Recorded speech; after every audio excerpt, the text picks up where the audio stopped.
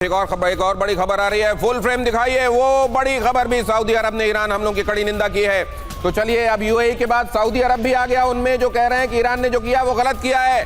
Bahrain, Qatar, Kuwait, Jordan पर हमले की निंदा की है सऊदी ने कहा है ये हमला करके आपने ठीक नहीं किया। सऊदी अरब ने ईरान हमलों की कड़ी निंदा की है।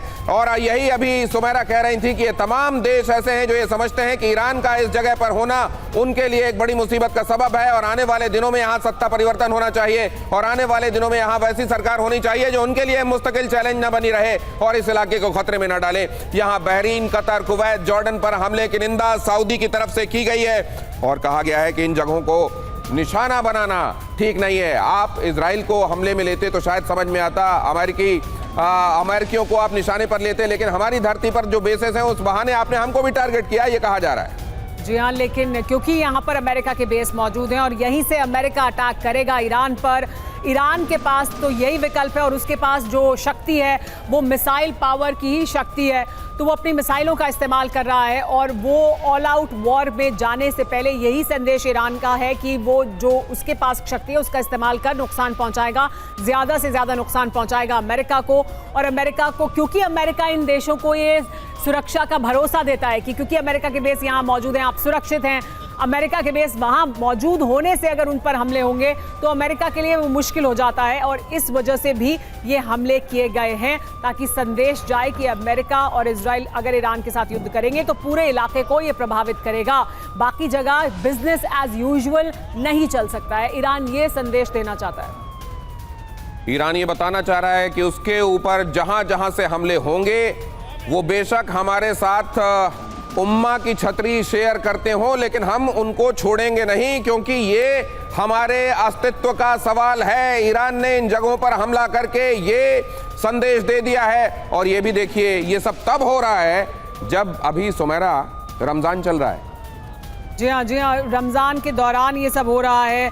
और एक और बड़ी जानकारी आ रही है, देखिए एक और बड़ी जानकारी है कि सऊदी अरब ने बहुत बड़ा बयान दिया है। देखिए सऊदी अरब ने क्या कहा है वो भी बता देते हैं आपको। जिन देशों पर ईरानी हमला हम उनके साथ, तो देखिए सऊदी अरब ये कह रहा है कि हम कतर के भी साथ हैं। सऊदी अरब ये बयान दे रहा है कि जिन देशों पर भी हमला कर रहा है सऊदी अरब, ईरान उनके साथ हम हैं। तो क्या इजराइल के साथ भी है? क्योंकि वो सिर्फ कतर, यूएई या बहरीन की बात के आगे भी क्या बात कर रहा है कि जहां जहां हमला हुआ है हम सब जगह के साथ हैं, तो फिर क्या इजराइल के साथ भी है? सऊदी अरब का ये बड़ा बयान है जिसमें सऊदी अरब ने कहा है कि ईरान ने जिन देशों पर भी हमला किया है हम उनके साथ हैं। लेकिन ये बात तो ऑफ लेट देखी ही गई है कि झुकाव बहुत ज्यादा इजराइल की तरफ हुआ है, वो यूएई हो, सऊदी हो।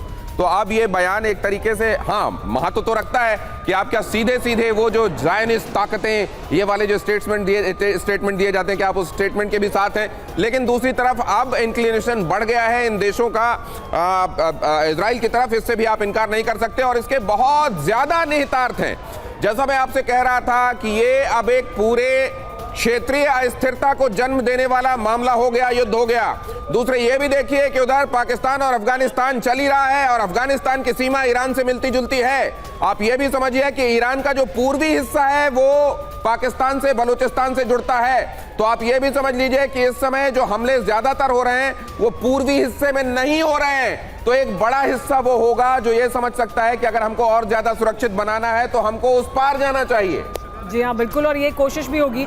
देखिए ईरान का जो ज्योग्राफी है उसमें बहुत से पहाड़ी इलाके हैं, बहुत से ऐसे इलाके हैं जो दूरी रखते हैं, तो उस तरफ लोग जाने की कोशिश करेंगे अपने आप को बचाने के लिए। और इसी वजह से ईरान ने कहा भी है लोगों को तेहरान से बाहर जाने के लिए, क्योंकि उन्हें मालूम है कि अभी तो एक राउंड या 2 राउंड, अब तीसरे राउंड का अटैक हुआ है, ये तीसरे राउंड का अटैक है। अभी तो अटैक्स और ज़्यादा होंगे, रात में अटैक होंगे, उसके अलावा हमले किए जाएंगे इजराइल द्वारा भी और अमेरिका द्वारा भी। तो अभी तो शुरुआत है, तेहरान में हालात और बहुत ज़्यादा ख़राब होने वाले हैं। आपको क्या लग रहा है ये यूएई की तरफ से, सऊदी की तरफ से जो बातें कही जा रही हैं, क्या वो खुद को भी युद्ध में शामिल करेंगे या उनकी तरफ से एक स्टेटमेंट चाहिए था कि आए? जाहिर है उनके लिए आवश्यक है कि वो स्टेटमेंट करके अपनी स्थिति को तो क्लियर करें। अगर देखिए अभी तो ऐसा, देखिए एक और बड़ी खबर आ रही है, बता देते हैं। इराक में अमेरिकी ठिकानों पर लॉन्च की मिसाइल, देखिए, इराक में जो अमेरिकी ठिकाने, ईरान ने फिर लॉन्च किए मिसाइलें, यानी इराक पर अटैक करने के लिए एक बार फिर मिसाइलों को लॉन्च किया गया है।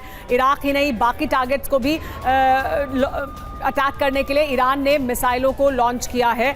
एक बार फिर ये राउंड ईरान की तरफ से शुरू किया गया है हमले का। लेकिन जो दिनेश आप कह रहे थे कि अगर ये तमाम देश अभी बयान दे रहे हैं, यही एक अलग तरह का टर्निंग पॉइंट होगा इसमें, अगर ये तमाम देश सीधे तौर पर शामिल भी होते हैं तो फिर इसका मतलब ये पूरी तरह से सब साथ हैं ईरान में सत्ता परिवर्तन करने के लिए, ईरान में सब कुछ बदलने के लिए। ईरान में चीजें बदलने के लिए क्या ये सब साथ में आ जाएंगे?